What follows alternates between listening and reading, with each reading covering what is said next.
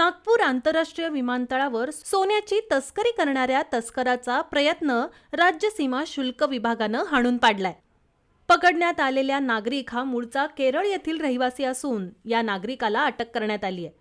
तस्कराने छुप्या मार्गाने अंतर्वस्त्रात 549 ग्रॅम वजनाचं सोनं आपल्या सोबत आणलं होतं।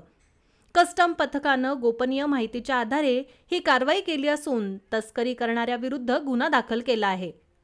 या कारवाईत जप्त करण्यात आलेल्या सोन्याची किंमत 34 लाख रुपये इतकी असून तस्करानं शारजा इथून सोनं तस्करी करून आणलं असल्याचं कबूल केलं आहे। नागपूर विमानतळ सोन्याची तस्करीसाठी आता हब होऊ लागला आहे का अशी शंका येऊ लागली आहे। कारण गेल्या काही दिवसांपासून नागपूर विमानतळावर सोन्याची तस्करीच्या घटना सातत्याने घडत आहेत। अशीच एक कारवाई 1 जानेवारी 2024 ला कस्टम आणि डायरेक्टोरेट ऑफ रेव्हेन्यू इंटेलिजन्स यांच्या संयुक्त विद्यमाने नागपूर विमानतळावर करण्यात आली होती, ज्यामध्ये एका प्रवाशाकडून तब्बल 2 किलो सोनं जप्त करण्यात आलं होतं। शहाजहा ते नागपूर येणाऱ्या एअर एरोबियाच्या विमानात राम टेके नावाचा प्रवासी आपल्या सामानासह प्रवास करीत होता।